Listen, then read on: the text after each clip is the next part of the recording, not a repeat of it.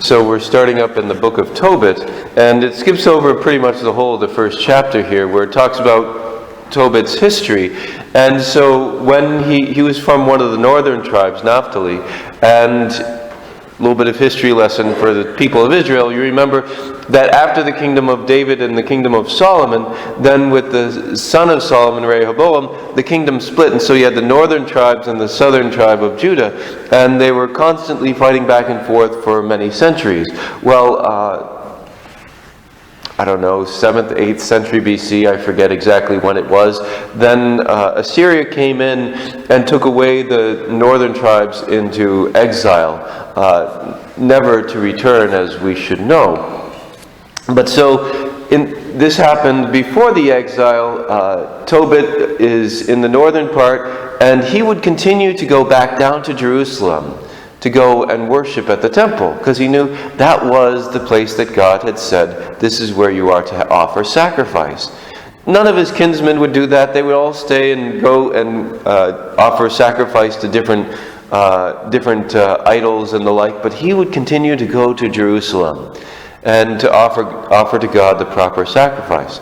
He also would then do the acts of charity, the works of mercy, as he'd go and feed the poor and take care of the sick and do all those things and bury the dead. So then the exile comes. He gets brought over to Assyria, but he gets a place of prominence in the court of the king or the emperor or whatever he is. And so he's then has some money. He's sent on business trips throughout the kingdom. One point he leaves some money with a man named Raguel, which we'll hear about more later as we go through. But so he does all these things, but then the king dies and his son takes power, and he's a little bit more aggressive, and he starts killing different enemies of his from the Israelite people. Well, Tobit then goes and buries them, because the law says you don't leave them out there. And so they've been out in the street, they're going to start stinking. So he goes and he buries them. And then they come back and they say, where are the bodies? Well, someone tells on Tobit, and the king gets mad, and so basically says to go and kill him. They take everything away from Tobit. Tobit has to go into exile. Now, luckily, this is a very short period of time, only about 40 days, before two of this guy's sons kill him. The intrigue of royalty. And so then someone else comes to the throne. And Tobit's nephew then convinces the new king to let him come back. So this is then when we get to the reading we hear today, where, okay, he's finally back with his family, with his wife, with his son Tobiah. And it's the festival of Pentecost, and he's ready to rejoice, but he says, okay, we're going to have this festival, but let's have a poor kinsman come in. Again, always doing these acts of mercy. That have a poor kinsman come in and celebrate the feast of Pentecost with us. And so Tobiah comes back and he says, Father, I found one of our kinsmen dead in the street, strangled. Now, when I was in Keene as a priest, we did a play based on the book of Tobit, and the way that the playwright wrote it, that he actually needed to be in a 12-step program because he had this addiction to burying the dead. It was actually kind of humorous. And I can stop any time I want.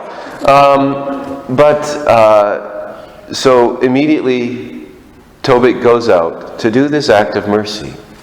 He takes the body, brings it into his home, ready to bury him after nightfall so that no one would see what's going on. And his rejoicing turns again to mourning. And this is where the neighbors mock him. And still he's not afraid. Once before he was hunted down for execution because of this very thing. Now he has scarcely escaped. Here he is again, burying the dead. He knows what the right thing is to do, these acts of mercy, the works of mercy. And even though he's been persecuted for them, even though he may have to face retaliation for them, he still does them. He still has the courage to go out and do what he knows is right. This is an invitation for us. When doing what is right can be difficult, when doing what is right can bring persecution, when doing what is right can bring scorn or mockery, still to do the right thing. May we ask the Lord for that courage, that no matter what difficulties, no matter what struggles we may have, we may do the next right thing, that we may reach out in mercy, that we may not be afraid to do all that God asks of us.